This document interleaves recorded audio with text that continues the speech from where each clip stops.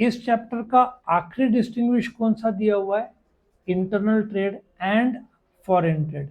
यदि internal trade के features पूछे या फॉरेन ट्रेड के फीचर्स पूछे तो ये यूज कर सकते हो ना। इन लोगों ने, तुम क्या कर सकते हो, point number 1 also called as भी डाल सकते हो। ऑल्सो कॉल्ड मतलब क्या?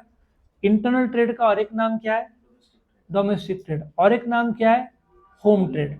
फॉरेन ट्रेड का एक और नाम क्या है? External trade. एक और नाम क्या है? International trade. ये ऑल्सो कॉल्ड एज भी बोल सकते हो। नाउ कॉमन सेंस है, इंटरनल ट्रेड का स्टार्ट कहाँ पे होता है? इंडिया में। खत्म कहाँ पे होता है? इंडिया में। फॉर एग्जाम्पल, बेचा मुंबई ने, खरीदा अहमदाबाद ने, दोनों इंडिया में, currency Indian rupees. Foreign trade, बेचा इंडिया ने, मुंबई से गुड्स गया अमेरिका में, दो अलग देश हुए। Do you agree? So geographical scope में internal trade within the boundaries of the home country होता है, जबकि फॉरेन ट्रेड में बाउंड्रीज दो या ज्यादा देश हो सकता है। शुरुआत एक देश होगा, अंत दूसरा। अंगूर ले लो, यहां से तुम अंगूर किस किस को बेचोगे? नजदीक के जो देश है ना, अमेरिका भी जाता है, यूरोप भी जाता है, दुबई जाता है, बांग्लादेश जाता है, नेपाल जाता है, बहुत सारा मुंबई से होता है। ठीक है। नाउ दूसरा, ऑपरेटिंग स्टाइल। इंटरनल ट्रेड में प्रोडक्शन, मार्केटिंग और इन्वेस्टमेंट ये लिमिटेड रहता है, विद इन द कंट्री रहता है, जबकि फॉरेन ट्रेड में operation spread to the entire globe.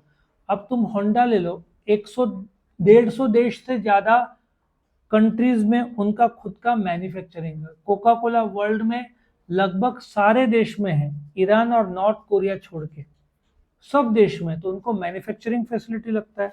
Tariff, tariff मतलब टैक्स कहाँ पे ज्यादा रहेगा? इंटरनल में क्या फॉरेन में? फॉरेन में ज्यादा रहेगा, और वेराइटी भी बहुत सारा रहेगा, जबकि इंटरनल ट्रेड में इतना नहीं रहेगा। फॉरेन एक्सचेंज रेट्स कहाँ पे लगेगा? इंटरनल में क्या फॉरेन में? फॉरेन में एक्सचेंज रेट्स लगेगा, फ्लक्चुएशंस होगा, जबकि यहाँ पे डोमेस्टिक करेंसी में रुपीज है, तो फॉरेन का डॉलर का सवाल ही नहीं। कोटा, कोटा कहाँ पे हो सकता है?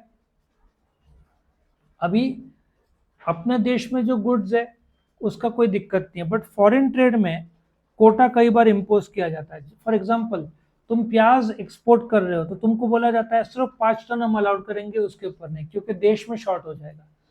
शक्कर ले लो, प्याज ले लो, गेहूं ले लो, पल्सेस या दाल ले लो, इन सब में गवर्नमेंट कोटा डाल सकता है और वो विड्रॉ भी कर सकता है।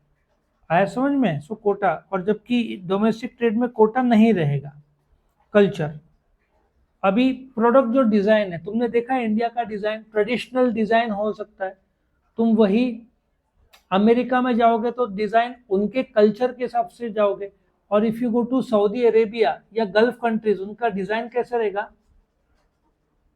थोड़ा उर्दू उल्टा है ना, राइट टू लेफ्ट है, तो उनका डिजाइन वैसा टाइप का असर कर सकता है। सो कल्चर तुम्हारे प्रोडक्ट का डिजाइन जरूर असर करेगा।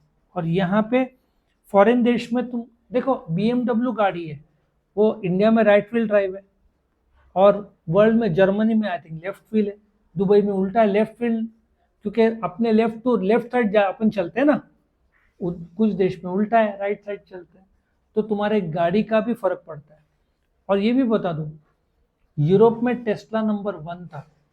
पहली बार इस हिस्ट्री में इलेक्ट्रिक गाड़ी में BMW ने टेस्ला को पीछे किया। Tesla is now number 1, BMW is now number 1 in electric vehicle sale, अभी रिसेंटली की बात है। तो तुम जब गाड़ी बनाते हो तो कल्चर के हिसाब से भी बनाते हो, रिक्वायरमेंट जो होगा। Markets and customers, domestic companies needs और demands of local market customer, जहाँ पे क्वालिटी कम रहा तो भी चलेगा, जबकि यहाँ पे तुमको कॉम्प्लिकेटेड ज्यादा है, फॉरेन मार्केट बदलता है, उनके रिक्वायरमेंट्स अलग है।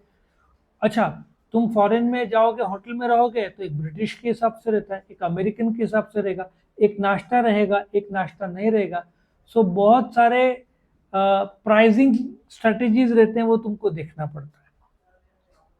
तो यहाँ पे 7 पॉइंट था, फीचर्स के तौर पर भी तुम इसको यूज कर सकते हो, आराम से ये हो जाएगा। तो एक बार रीड कर लो तो चैप्टर खत्म हो गया।